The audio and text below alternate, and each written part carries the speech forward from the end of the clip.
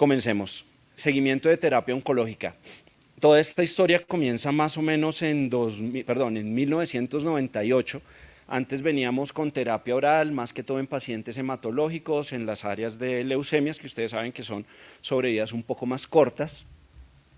Ahí nace, en el 98 nace la capecitabine, que sería como un cambio, un paradigma, y esto lo está reportado en la historia de la quimioterapia oral, porque un medicamento que, como ustedes saben, usamos infusional, que es la base del tratamiento para los tumores gastrointestinales, ahora sale en una forma oral. Al principio, y pues esto lo repetiré a lo largo de toda la charla, el concepto de la terapia oral se tiene como algo más suave porque la gente lo relaciona con lo que más pues tiene a su lado, que son el uso de antibióticos. Entonces lo endovenoso va hospitalario, lo oral es porque ya está mejor y más suave. Entonces ahí comienzan a darse cuenta los grupos que manejan los pacientes, la parte de oncología. Casi toda esta información viene pues desde Norteamérica o desde Europa, más escrita en Norteamérica que otra cosa, donde las enfermeras oncólogas o el grupo de enfermeras o los asistentes de médicos tienen un papel fundamental. Entonces muchos de los textos de los que vamos a hablar vienen referidos desde enfermería, ¿de acuerdo? Sin embargo, pues como les digo, esto es un equipo multidisciplinario. En 2001 aparece el imatinib y de ahí para acá se dispara un poco, y eso les quiero mostrar en la introducción. Actualmente estamos en una época de terapia personalizada. ¿Qué significó ese cambio de paradigma? Antes teníamos unos medicamentos y veíamos qué pacientes se beneficiaban. Entonces realmente encajábamos a los pacientes. Este paciente tiene un cáncer gástrico, un cáncer de pulmón, un cáncer hematológico, y estos son los medicamentos que tenemos disponibles. Si ustedes revisan la farmacología respecto a la quimioterapia como tal, los mecanismos de acción se agrupan en familia y quizás tenemos alrededor algo entre 15 a 20 familias, cada uno pues con más de un medicamento.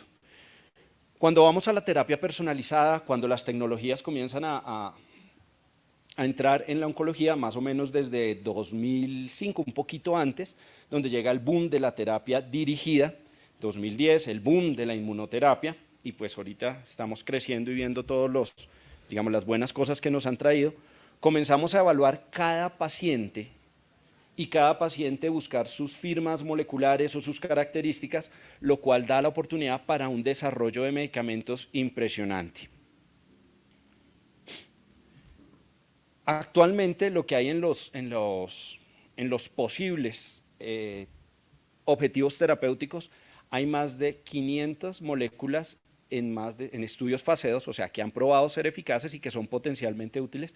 El 25% de estas moléculas son orales. Entonces uno dice, el campo está creciendo, pero me tomé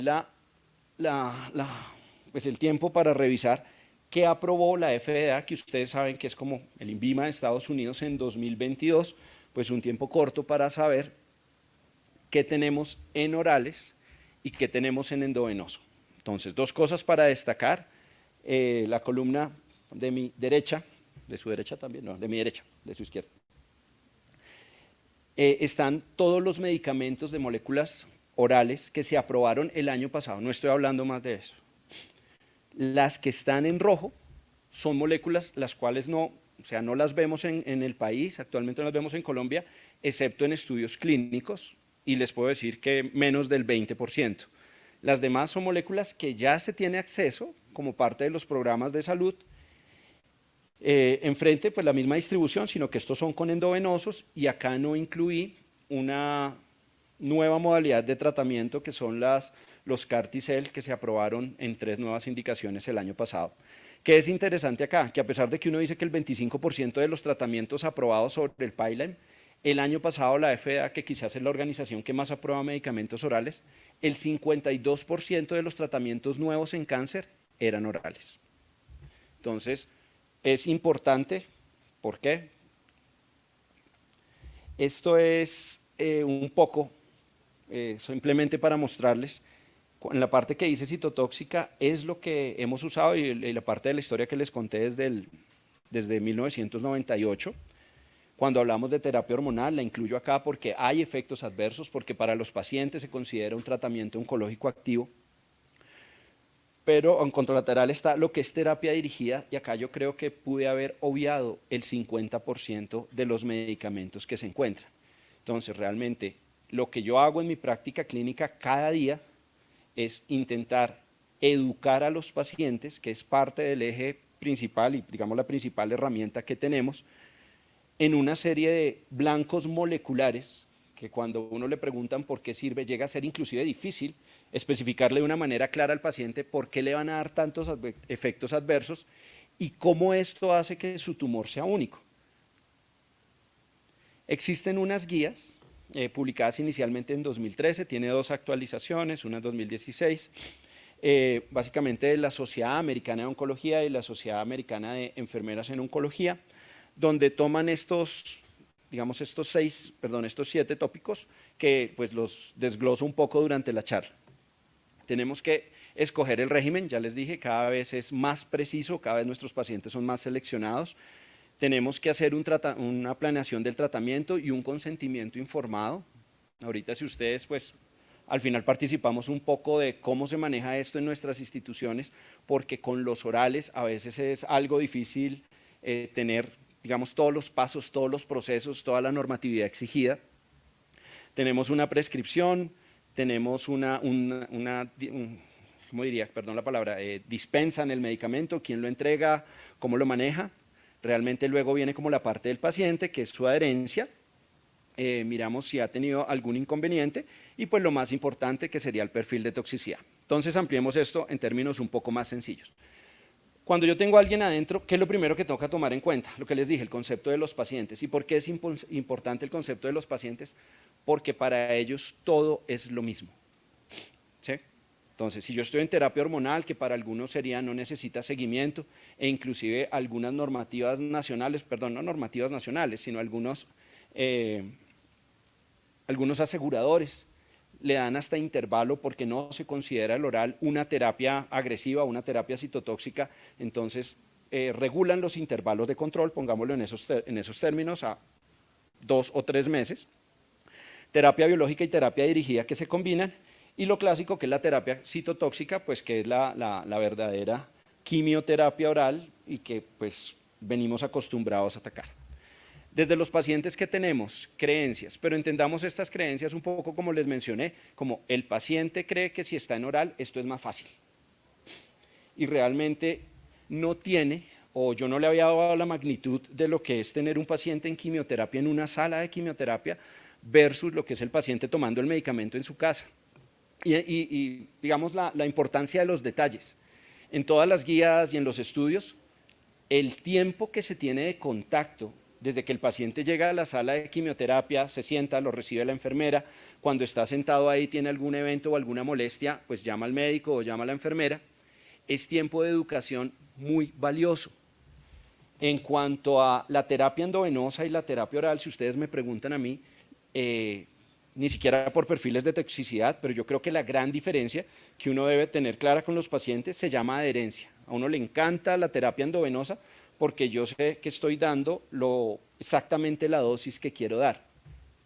Y precisamente ahí vienen los otros 2 puntos que toco, que es que el paciente subestima la toxicidad porque cree que el oral no es quimioterapia o que el oral es más suave. El médico también, entre comillas, subestima la toxicidad porque poner a un paciente oral solo por conveniencia, obviamente no tiene que transportarse, no tiene que pagar un parqueadero, no tiene que esperar nada, y si él quiere moverse, quiere viajar, pues lo puede hacer. Requiere de mucho tiempo en educación y de tener una adherencia bastante importante que a veces no tenemos. De hecho, hoy yo les podría decir, no está creada la herramienta perfecta para medir adherencia. Por último, se subestima la responsabilidad. A veces el tiempo es corto, uno explica muy bien la posología, tienes que tomar esto cerca o lejos de la comida y los intervalos de tiempo, y de pronto la intervención por parte de nosotros, una explicación en la toxicidad y en la posología termina siendo suficiente, y les puedo decir en mi práctica, probablemente a esto me dedico el 90%. Yo dije que los objetivos del seguimiento, según estos Task Force, pueden estar resumidos en 3: seguridad, adherencia, que incluye el ítem de efectividad, y la parte de administrativos, que aunque acá le di un peso de un 15%, creo yo que esto puede llegar a ser mucho más, y pues al final escucharé sus comentarios. Hablemos de seguridad, síntomas y algunos signos. A medida que hemos ido avanzando en las terapias, el perfil de toxicidad ha cambiado. ¿Y por qué ha cambiado? entre signos y síntomas. Cuando uno hace seguimiento, muchas veces el seguimiento habitual que se tiene es una llamada, un contacto personal, pero parte del seguimiento habitual, o al menos del seguimiento farmacológico, no siempre va a estar acompañada de laboratorios. ¿Y por qué entra esto a ser importante? Porque cuando hablamos, si ustedes miran lo que tengo en terapia dirigida o lo que tengo en terapia biológica, ahí hablamos que el paciente tenga fatiga, que tenga síntomas gastrointestinales, que haya sangrado, que haya dolor de cabeza. Probablemente cuando esto se manifiesta, hemos dejado pasar un tiempo importante. Siempre que un paciente tiene una toxicidad grado 3 o grado 4, o sea, que requiere intervención o que fue hospitalizado, pasó por una grado 1. Y muchas de las nuevas terapias encontramos esta toxicidad grado 1, creo que el ejemplo más claro son los trastornos endocrinológicos, o sea, una falla suprarrenal, una falla en la glándula tiroides o un panhipopituitarismo. Primero se van a manifestar en un trastorno electrolítico, en un desbalance en la TSH, y cuando clínicamente se manifiesta, pues estamos frente a un evento adverso pues que va a tener consecuencias clínicas más severas y va a ser más difícil de controlar, pues digamos hacia atrás. Entonces, nuestra metodología de llamar y decir cómo te sientes, te estás tomando la tableta todos los días, has tenido algo raro, probablemente estamos dejando a un lado, y cada vez esto se va a ver más, entre un 40 a un 30% de eventos adversos que pueden ser prevenibles. Entonces, estas son como una de las primeras modificaciones que se debe contemplar, y es el seguimiento de laboratorios en tiempo real. Y va más allá, de hecho, algunos proponen el seguimiento de signos clínicos o signos vitales en tiempo real. Entonces, ya saben el papel tan importante que comienza a jugar la tecnología. Acá les traigo dos ejemplos. Traigo dos moléculas específicamente, nada patrocinado. Voy a mencionar cabozantinib y voy a mencionar lenvatinib. ¿Por qué? Porque son quizás los ITK orales que han ingresado en el último año al país. O sea, estamos aprendiendo a conocerlos nosotros desde la clínica. Entonces, cuando uno está viendo una molécula nueva, lo primero que hace es irse a los parámetros de seguridad, tiene la oportunidad de hablar con personas expertas y revisa cuál es el chance de que este paciente se me complique. Entonces les quiero mostrar acá dos cosas. Este es interesante, es cabozantinib contra everolimus, 2 terapias dirigidas, 2 terapias orales en pacientes con cáncer renal, quizás sea la mejor segunda línea en este momento. Y si ustedes miran donde dice grado 3 y 4, en cualquiera de las dos columnas, el chance de que un paciente necesite acceso a personal de salud. Acá no estoy hablando del oncólogo, porque tienen que a veces ser remitidos a otras especialidades, puede estar alrededor del 60-70%. Acuérdense que las toxicidades grado 3 necesitan intervención, toxicidad grado 4 tiene una intervención en un hospital, terminan hospitalizados o alguna cosa.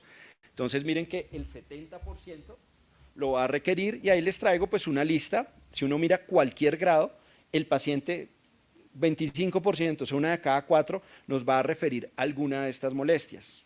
Trastorno del sabor, pérdida de peso, vómito, hipertensión, náuseas, fatiga. Inclusive la hipertensión, que es tan frecuente con los medicamentos orales, a veces es difícil de monitorizar, porque los pacientes no tienen acceso a alguien que le tome la tensión arterial. Entonces, de pronto cuando nosotros hablamos con ellos, cosas tan sencillas de pues, tener un chequeo, no es posible.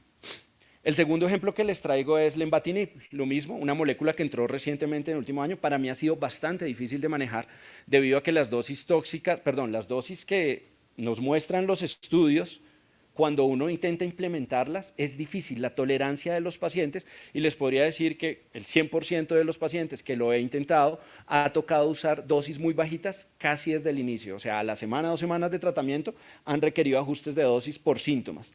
Cuando uno va al estudio, dice, vea, claramente cualquier evento relacionado con el tratamiento, 99%, o sea, algo les va a pasar. Pero si nos vamos a los eventos grado 3, nuevamente, que requieren una intervención, que pueda ser hospitalización, está sobre el 75%.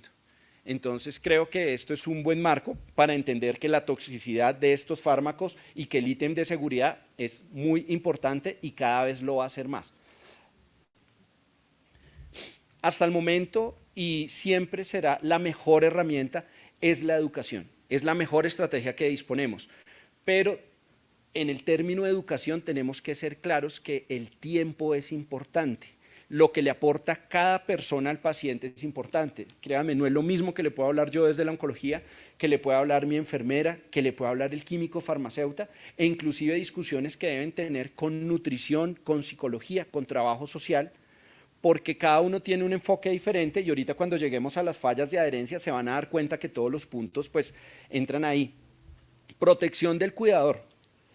No todos los pacientes están de condiciones de autosuministrarse los medicamentos y yo no me había percatado, de pronto esto obviamente es un poco más frecuente en Estados Unidos, donde no le entregan una caja, acá entregan unos sachets o unos sobres, sino ellos todo lo entregan, manipulan el medicamento y lo van envasando. Entonces hay que tenerle y hay que hablar del cuidador en la manipulación del medicamento. Les puedo decir, no lo había visto, no lo había contemplado como una opción, y cosas tan sencillas, porque uno encuentra preguntas en los chats de pacientes, ¿qué tipo de guantes debo usar para manipular el medicamento? Comienza uno a decir, oiga, esto es como, necesitamos mucho tiempo en educación, esto no está tan sencillo. Almacenamiento, un ítem que yo no toco desde la consulta y realmente es por desconocimiento, ¿sí? O sea, uno no, y ustedes lo saben muy bien, hay un libro para cada medicamento. La forma de administración quizás es lo que nosotros consideramos más frecuentemente como seguimiento, la dosis, la pauta, manejo de derrames, hasta el momento afortunadamente, o no sé si es afortunadamente, no hay soluciones líquidas de quimioterapia, o al menos que conozca a nivel local, pero parece que la mala manipulación de los medicamentos, podemos hablar de temozolomida, que si esas tabletas se manipulan, piensen que un niño coge, lo rompe y se lo echan los dedos, se va a quemar las manos. Sí, pero pues también se me salía un poco de qué hacer si esto cae en las manos equivocadas o por error o por equivocación. Y la otra parte es el manejo de residuos. Las políticas de manejo de residuos no son claras y ustedes, pues los que han estado en clínica, se dan cuenta que muchas veces el paciente termina su ciclo, cambiamos por alguna cosa o el paciente fallece y 2 consultas más tarde llega el paciente muy querido con una bolsa blanca. Doctor, acá están los medicamentos que él no se los tomó para otra persona.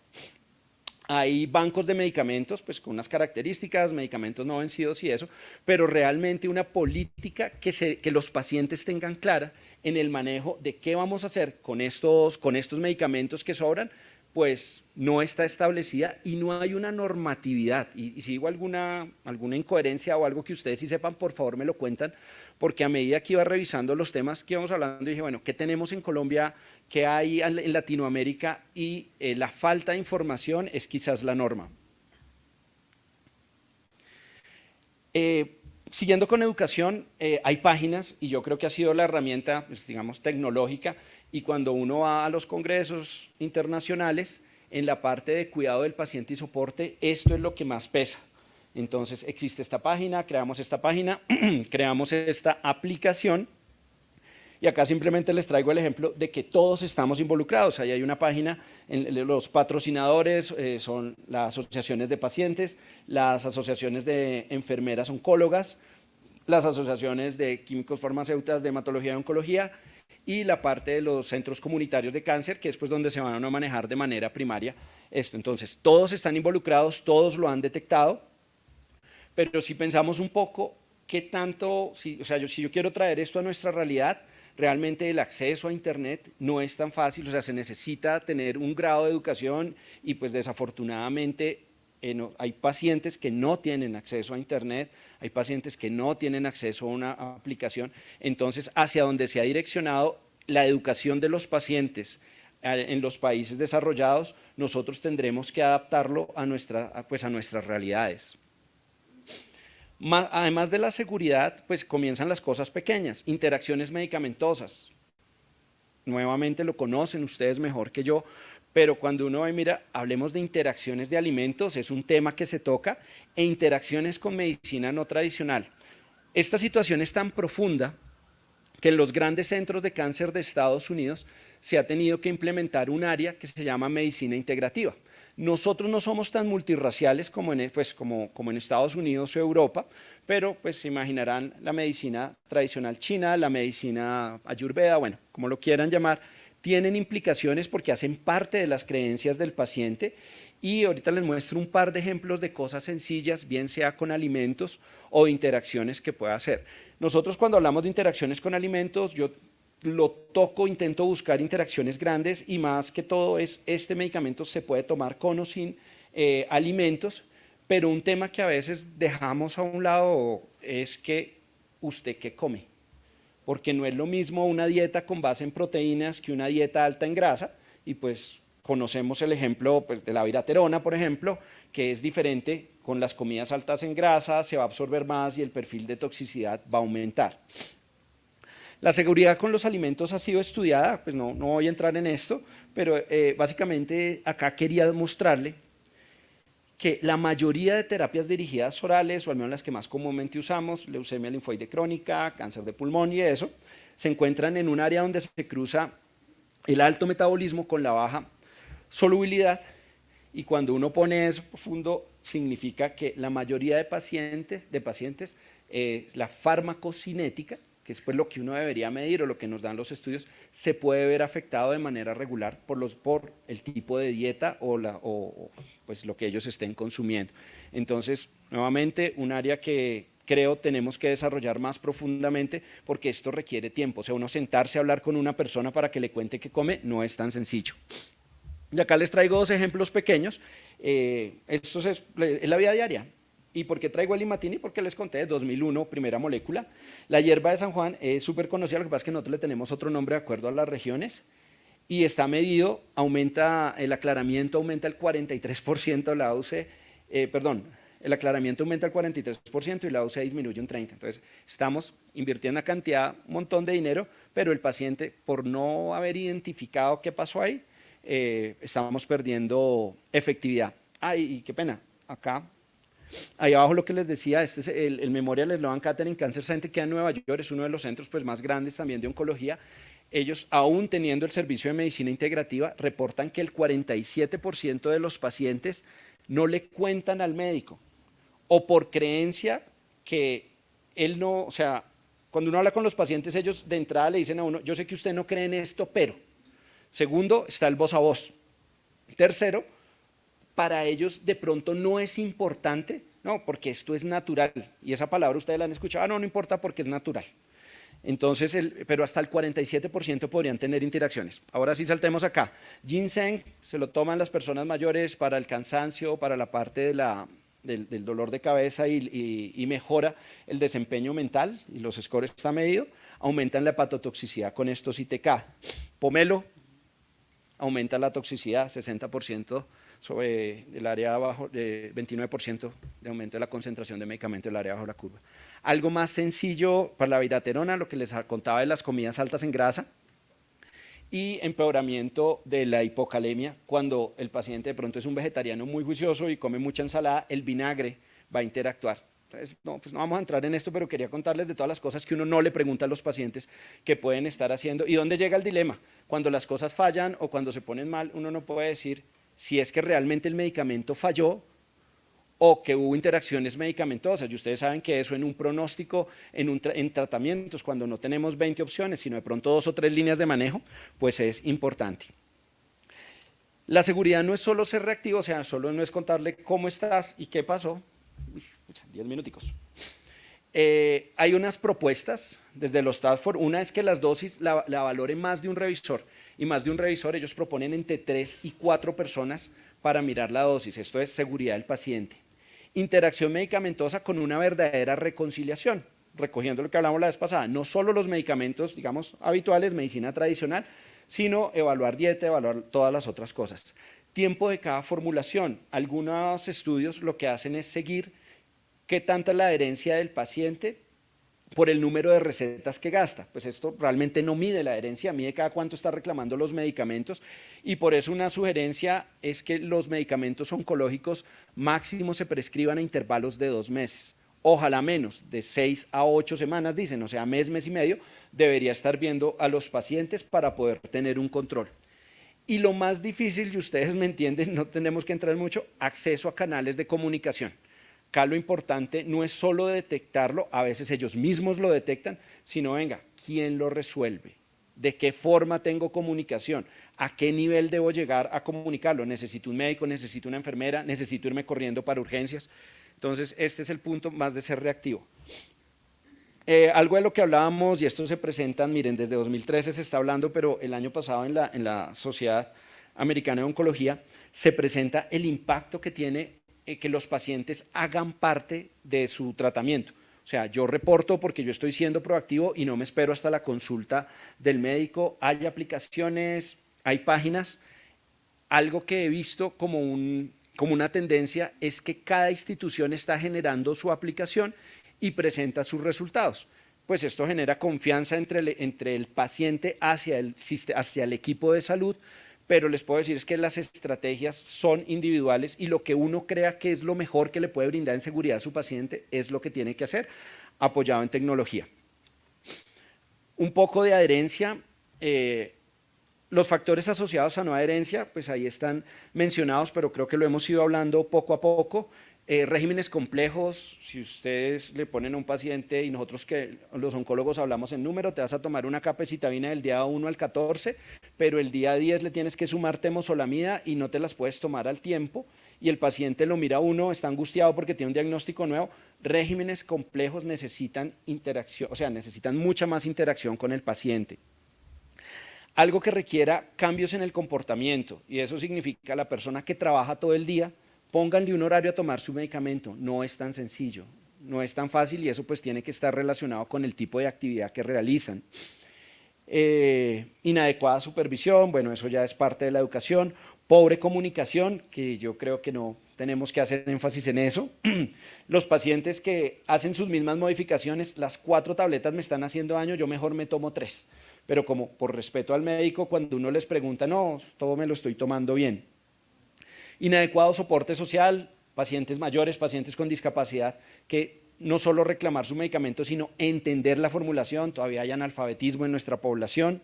Historia de no adherencia e historia de problemas mentales, pues acá viene drogas y todo eso. En cuanto a las estrategias de monitorización, ustedes lo conocen, hay 2, directos o indirectos. Los directos son más de estudios clínicos, creería yo, porque no son fáciles. Supervisión directa o niveles de fármaco en sangre es lo que se usa pues, para saber que el paciente lo está tomando, pero pues, no es la práctica diaria. Los métodos indirectos son los más usados y es la entrevista, el diario de paciente, un contador de píldoras o de fórmulas y lo que estamos intentando en el mundo, no digo nosotros, monitoreo electrónico. Pero cuando uno pone a esto, ¿qué tan real es y qué tan efectivo es? Obviamente con la entrevista uno tiene el sesgo de que el paciente se acuerde. El diario del paciente, el paciente puede mentir, ¿cierto? El contador de píldoras, el hecho de que la destape no significa que se lo tome. El número de fórmulas, la misma cosa. Y el monitoreo electrónico, pues ha ido avanzando, pero lo que les digo, su plataforma es la educación. La vaina es tan confusa y tan difícil que este estudio me llamó la atención, presentado en 2013 y dice estudios fase 3 aprobados, o sea, y les puedo incluir los 2 que les mostré al principio, con cabozantinib y con lenvatinib. Si uno va y se lee todo el estudio, inclusive se lee el suplemento, ahí no le cuentan a uno cómo hicieron el seguimiento. O sea, ¿qué hacían ustedes? Llamaban, lo citaban cada 15 días, porque lo que usualmente hacemos es replicar lo que dice la persona que desarrolla el producto. Se evaluaron 24 terapias orales, 504 estudios fase 3, solamente el 20% decía cuál era el grado de adherencia y de qué forma la había medido, si por entrevista, por diarios, por conteo. El 7% te lo daba cuantificado, o sea, tiene pobre adherencia o tiene mucha adherencia, o sea, escalas personales. El 7%, el otro 23%, que corresponde a otro 7%, sí te daba los estudios pues, con números de qué era el porcentaje de adherencia y más adelante les tengo un ejemplo de lo que podría hacer eso. Sin duda la adherencia y la seguridad están asociados a la tecnología y este es otro ejemplo de los que le digo son programas únicos desarrollados por instituciones o por grupos colaborativos multidisciplinarios donde se incluye al paciente, o sea, no solo le digo al médico que hay algo mal, que me siento mal, que tengo dolor de cabeza, sino pongo al paciente que lo gradúe, para que él haga parte de su, pues digamos, de su manejo. Entonces, ¿qué hubo mejoría acá? Hubo mejoría en el manejo de los síntomas, hubo mejoría en la calidad de vida y está pendiente si esto realmente tuvo un impacto en tiempo libre de progresión o sobrevida global, pensando que un paciente que tiene mejor calidad de vida, mejor adherencia, va a tener menos efectos adversos y pues efectividad del tratamiento. El algoritmo de severidad, inteligencia artificial. Creo que si ahora vamos a una charla donde no mencione inteligencia artificial, algo malo está, porque llegó para quedarse y nos va a ayudar un montón. ¿Qué generó o cuáles fueron los resultados de esto? Cuando el algoritmo tenía comunicación, esto es 24/7 comunicación, bien sea a través de inteligencia artificial o de acuerdo a la severidad con un respondedor del equipo clínico, el 74% requirió una comunicación directa con el paciente. Entonces, me está doliendo la cabeza, simplemente es llamarlo y decirle, mire, si no tiene estos signos de alarma, quédese en su casa.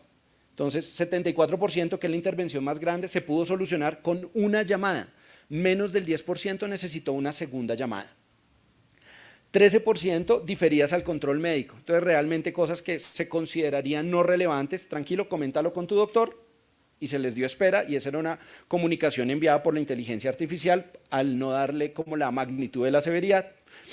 Pero un 9%, un 10% requirió una intervención médica y no directamente con oncología, sino se consideró un problema serio, un evento real adverso que podría poner en riesgo la vida del paciente y requirió de diferirlo. Por eso ahí dice otra especialista, pero en este especialista se encontraban urgencias, se encontraba endocrinología, pues entre otros. Entonces, y la otra parte de medir la adherencia con tecnología es que depende como usted lo mire. Se toman las tabletas todos los días, ¿sí o no? Esto es que abren la capsulita y el computador lo registra, entonces asumen que a esa hora se toma el medicamento. Muy usado en los estudios de leucemia mieloide crónica y en algunos estudios de pulmón.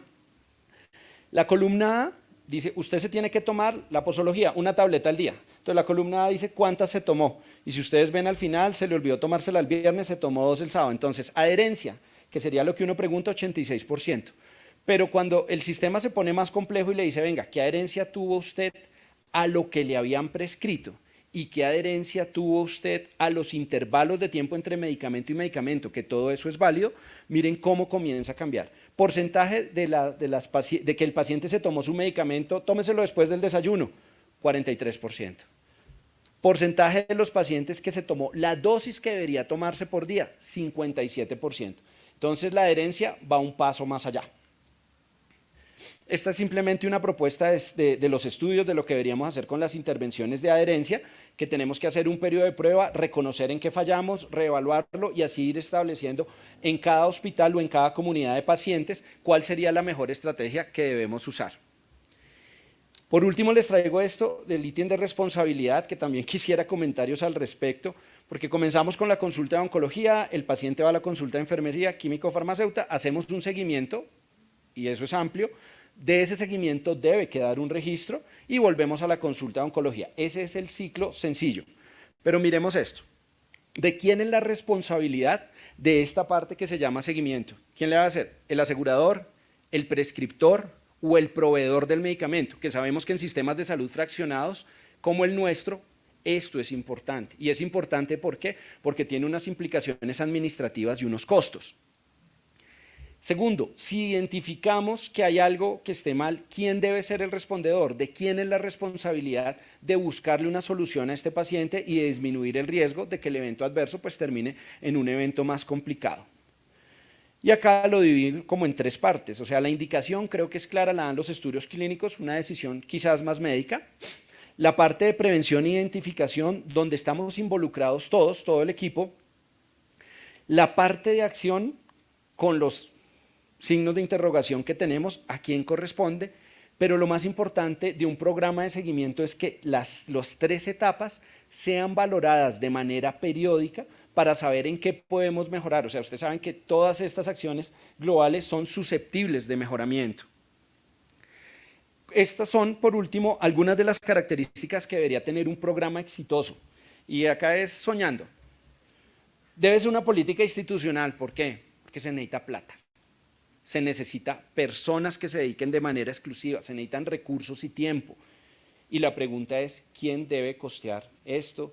¿Quién debe estar en su tiempo? Es dificilísimo, o sea, acá el problema, por eso les digo, es más profundo. Las responsabilidades son compartidas, porque nosotros necesitamos que si hay un problema médico mayor, se tenga acceso, se tenga un direccionamiento porque no es solamente paciente vaya a urgencias, lo hacemos, es la herramienta que tenemos, pero uno tiene que ir un poquito más allá, por eso les digo que pasar de la reacción a la proactividad. La proactividad es igual de importante que la reactividad. Los objetivos deben ir más allá del programa de vigilancia. Cuando ustedes le ponen ceros a esto y lo quieren y lo quiere uno pues mover, le tengo que decir cuánto estoy disminuyendo yo las asistencias a urgencias de mis pacientes, cuánto estoy mejorando los desenlaces, cuánto estoy mejorando la calidad de vida, y ustedes saben que hacer esas mediciones pues no es tan sencillo. La inteligencia artificial, comentario hecho. Y basado en el paciente inclusivo, no se trata de todes. Se trata de que los pacientes, hay pacientes que son más humildes, son pacientes que tienen límites de acceso a las cosas y tenemos que entenderlo así. No es lo mismo trabajar en la Fundación Santa Fe que trabajar en el Instituto Nacional de Cancerología. Por eso las políticas deben ser institucionales y poblacionales. No podemos hacer un margen global, podemos tener unas políticas globales, o sea, unos objetivos que compartir, pero la metodología debe ser diferente. Como parte del proceso, ustedes son súper importantes y en mi cabeza ustedes eran como el 80%, o sea, la culpa es de ustedes o la responsabilidad es de ustedes, ¿sí? Antes de comenzar a hacer esto, la verdad es que mentira. Somos un equipo, acá tenemos que estar los médicos, las enfermeras, tiene que haber disponibilidad para que este proceso se pueda ir construyendo en las diferentes instituciones y bueno, ¿qué es lo más importante? Basado en el paciente. Todo esto lo hacemos por seguridad, por optimización para nuestros pacientes. Y con eso pues termino. Muchas gracias por el tiempo.